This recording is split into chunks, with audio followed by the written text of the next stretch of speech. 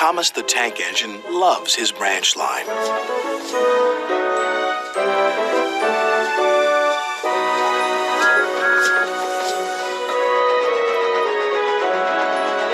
One day, when he stopped at a small station, some children looked sad.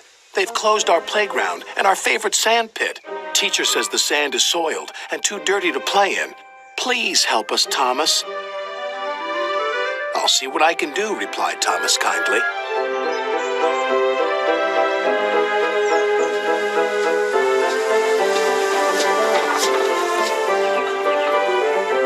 Thomas hoped things weren't quite as bad as the children had made them out to be. But as he passed their playground, a large sign read, "Playground closed until further notice." The children were right, thought Thomas sadly. He puffed into the yards and was just about to tell the other engines about the playground when Percy rushed in. "You look glum, little Percy," said Gordon. Sir Topham Hatt told Driver that he's using Harold to show a visitor the island instead of using any of us engines. "Despicable," said Gordon. "Disgusting," snorted Henry. "Engines are meant to take visitors around our island, not that whirlybird thing," James exclaimed. Gordon was the first to see Harold. "Harold thinks he can go faster than me. I'll show him." Next, it was Henry's turn. "Sir Topham Hatt has chosen Harold because he thinks he's more important than me. Well, he's not. Harold can't fly through tunnels."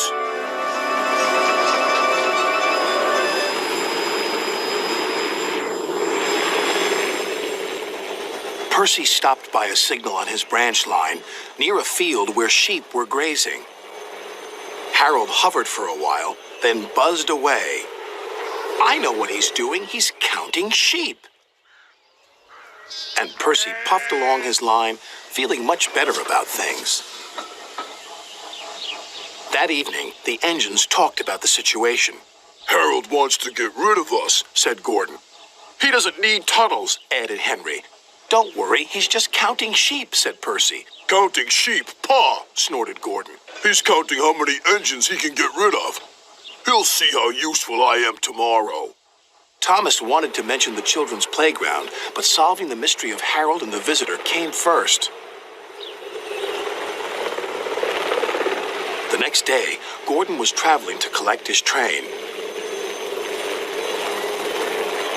"We'll show that whirlybird just how fast you can go, Gordon," said his driver. But because they were watching Harold, they missed a signal and went on to the wrong line. Gordon was traveling to trouble. Ahead was a tunnel under repair. His driver reduced steam and braked hard. But it was too late.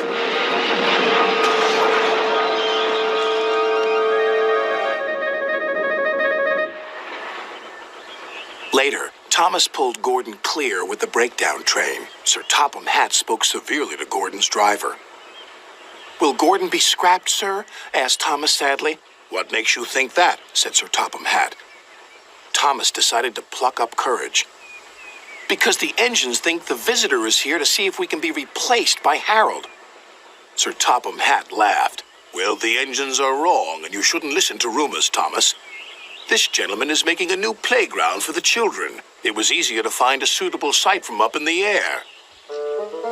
"And what's more," said the visitor, "that tunnel sand will be perfect for the playground. Sand we found by accident, you might say." Sir Topham Hatt still uses Harold to fly above the island. But all the engines know that Harold isn't spying on them. He is just being very useful.